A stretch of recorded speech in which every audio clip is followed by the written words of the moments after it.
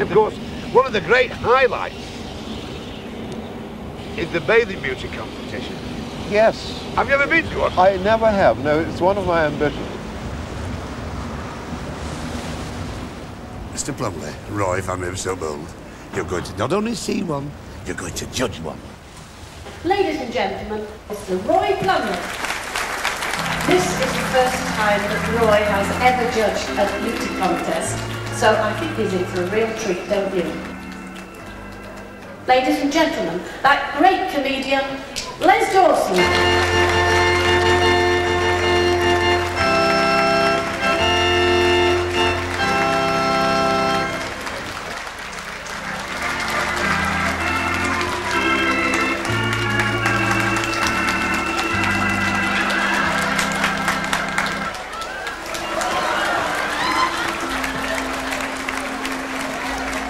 Now, in judging, what does one look for? Oh, you'll have to take them for a course of treatment. Well, what you look for basically is charm and poise.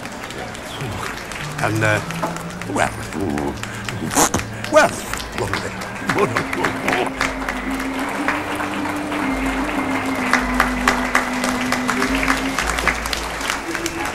There are those who disapprove of beauty contests.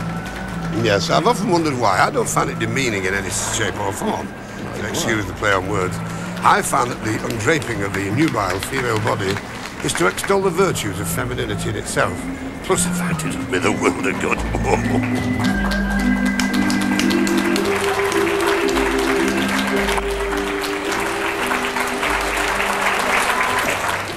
And the winner of the first prize goes to competitor number 1, who is Julie Turnbull from Blackpool.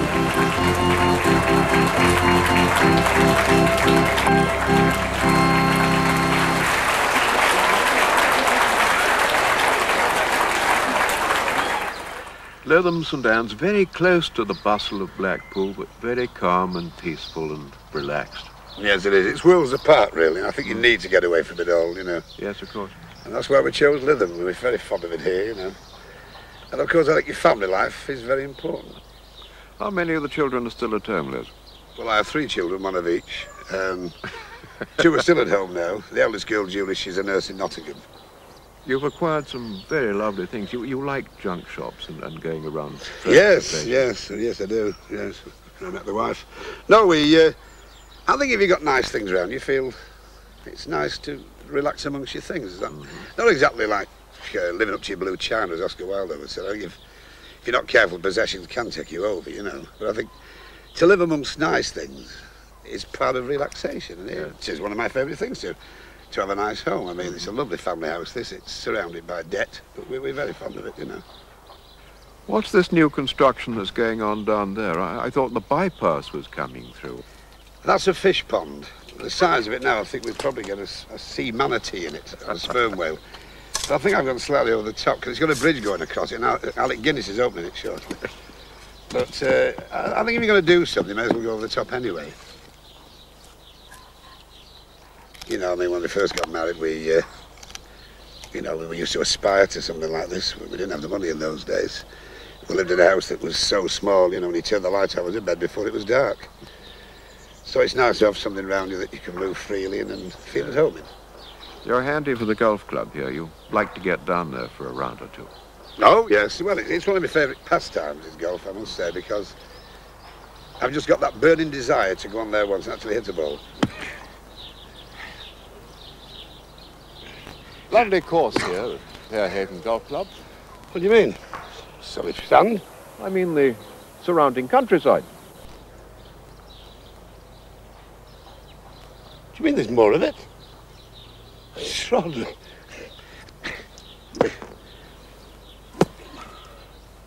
Vicious bitch! You're a pillar of the golf club, Les, but there's another club that you belong to. In fact, I believe I should refer to you as, I should address you as Mr. President. Yeah, that's quite correct, yes. I'm president of a club called the District Club. Yes. And it's another of my favourite things, Roy, because it's a place I can escape to. It's a men-only club. It's the last bastion of male supremacy. Yes. Wonderful.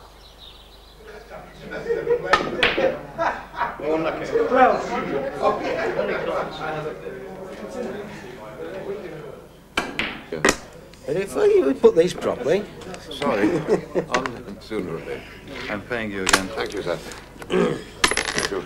Yeah, well, this is the domino school, as I was telling you about, this hallowed sanctum. And this, of course, is the President's chair. Yes, Mr. Which President. I'm very proud to squat my little hams upon it. I'm sure you are. And this is where I relax. It's one of my favourite ways to relax. Also, it pays the rates. Well, it used to do.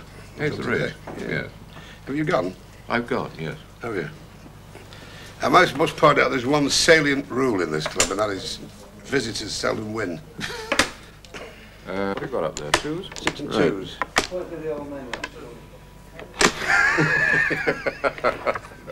Totally out of order. You may have noticed behind the bar there is a woman. It's the steward's wife. Now, it's one of the unfortunate artifacts that she has to be here. She doesn't normally come down. She's let out for an airing now and again. There have been times in its checkered career when we've had disasters on the scale of Krakatoa erupting. One of them was some years ago. Even now, the mind boggles at the inference of this. But a woman actually got through the double doors. That night was fairly full. I remember it well through the mist of nostalgia. Snooker table was in full flight. Domino school was very active. So was the card school. And in walked, well, she didn't walk, she drifted in like a bank of fog. A woman. Can you imagine? Imagine how we felt. And the whole room became as like a forgotten tomb, a pregnant atmosphere. And we poised mid-air with cues, dominoes, cards. And it was one of those momentous things that must have happened when Hindenburg died, the same sort of thing. A grey cloud scudded across the top of the club.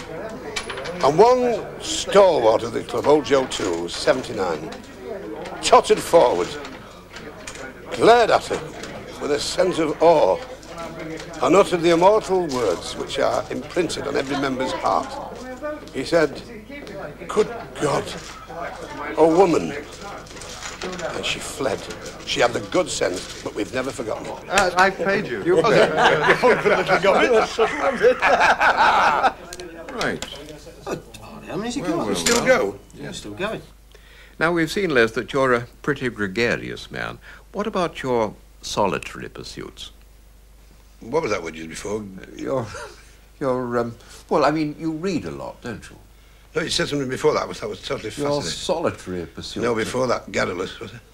Gregarious. Only in the hot weather. You like chaps. Oh, You like yes. people. Well, you not like moving that around. content. and- Oh, I like movement, yes, chatty circles. Totally. Yes. Now, what do you like to do on your own? You read a lot. There's a lot of things I like to do, but not on my own. Yes, I do. I read a lot. That's one of my favourite pursuits, reading, of course, you know. Favourite author is Neville Shute. Is it? Why, Yeah. particularly? He's a simple storyteller who can weave a tremendous novel out of a very basic plot.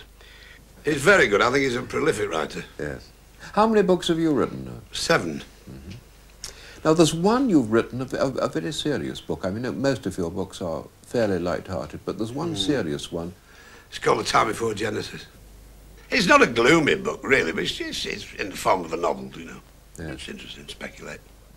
Are you a disciplined writer? Do you write regular hours in a regular place? No, not disciplined. I've got a place where I escape from the family, because you've got to get away from everybody. You see what the dog's like. I mean, that's... So I usually go in the study at the back there and just pound away when I feel I've got something to say. I don't know how these people can devote 8 hours to it, because I certainly can't. Not on a fairly busy schedule, because it's not just writing, which I find great. It is a favourite pastime, of course.